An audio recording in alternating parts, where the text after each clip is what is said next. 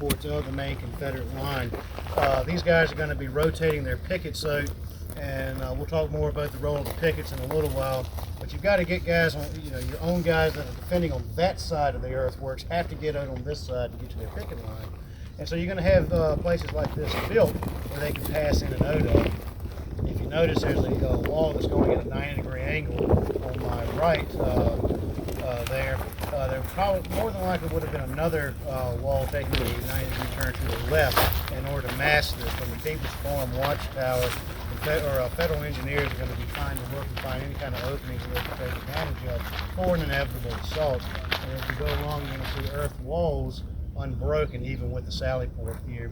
The way these trenches are dug, and I'm sure everybody's fairly familiar with this, ditch dug in the front 8 to 10 feet, or 6 to 8 feet deep in most cases, earth thrown behind it. Walls are going to be reinforced with logs, making the ramparts or the revetments. In front of us would have been a series of obstacles, abattis, frays, chevaux de fray, different types of obstacles to stall and hang up any kind of attack. And while these don't look as impressive now, this is the result of 160 years worth of erosion, these were some of the strongest steel fortifications constructed in the 19th century by any modernized army.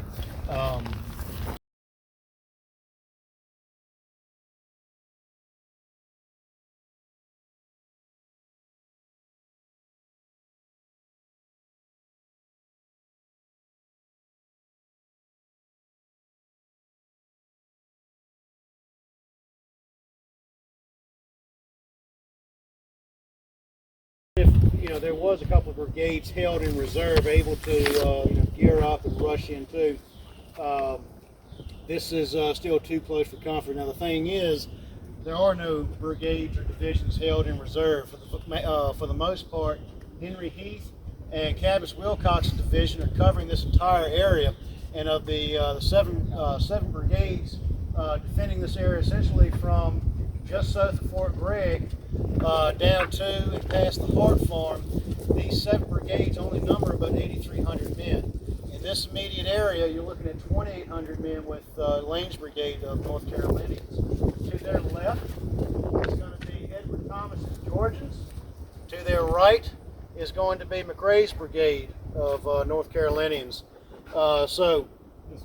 Yes, to the Confederate right is going to be McRae's brigade towards the Hart Farm.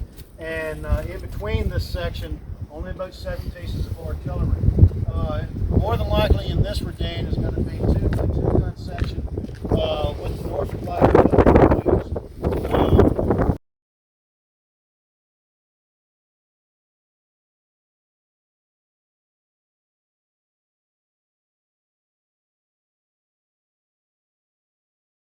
18 years old yet, carrying a rifle in the 82nd Pennsylvania Light, about his age. He's further down the federal right, so the Confederate left. But he mentions, the grandest sight I ever saw was this morning when the color sergeants planted their flags on the enemy works. In the word of Scripture, it was good for us to be here. The flags all seemed to have more and new luster, and the stars seemed to be brightest, and new glory added to the stripes. Old glory appeared to be a living thing. Who would not die for his flag? Thousands have done it before this, and more to follow. Old glory seemed to be a living thing.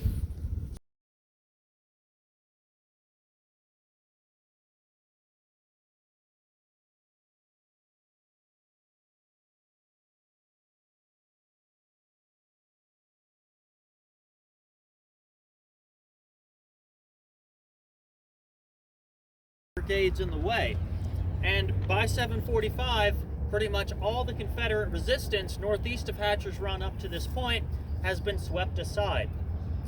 They convene with the 24th Corps, and the 24th Corps is going to lead the way back up here. Now they're not heading, of course, at the start right toward the city. They're sweeping out all the resistance to make sure they don't get flanked. When the 24th Corps comes up, they will principally be involved in the assaults at Fort Gregg, and it's a little while later that the 6th Corps, or 5 brigades of it, appear in front of this position along the Boynton Plank Road, which is this road, Route 1, that we just drove along. In those events, from the breakthrough up to this point, Horatio Wright's 6th Corps has taken as many as 3,000 prisoners. Severely crippling, of course, what fighting men Lee has left. Now again, 5 of Wright's brigades appear in front of Edge Hill, and Lee, at this headquarters, has only 6 artillery batteries and a very small headquarters security detail coming up against thousands of men from the divisions of George Washington Getty and Frank Wheaton. Now, when they arrive there, Lee quickly orients the artillery, 13 guns in the front, 3 in the rear, to forestall this Union advance. Pretty soon, they bring up their own artillery. Shots start pouring in all around the house. The infantry is instructed by their field grade officers to shoot the battery horses in order to immobilize these guns. Walter Taylor, Lee's chief staff officer, reports during the whole day he, Lee, was engaged in issuing orders and sending dispatches by couriers and by telegraph in preparation for this event. Behind us is going to be a log palisade, or stockade as it was referred to. Thick pine logs buried in the ground. A firing step, several feet off the ground, anywhere from 4 to 5 feet off the ground. Gun ports cut into, it's going to be a wedge button like that, where you've got a small square that you can actually shoot from, but you still have enough of a spacing to traverse your rifle from left to right.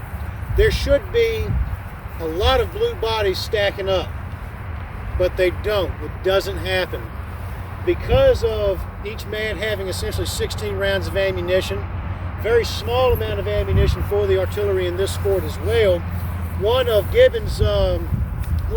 Foster's from Gibbon's division mentions that they were less than 300 yards from the fort itself, took no fire, and it was so calm they actually stacked arms and ate lunch in sight of Gregg and Whitworth. They suppose that the Confederates aren't firing on us because of a lack and want of ammunition. Thank you for watching our video.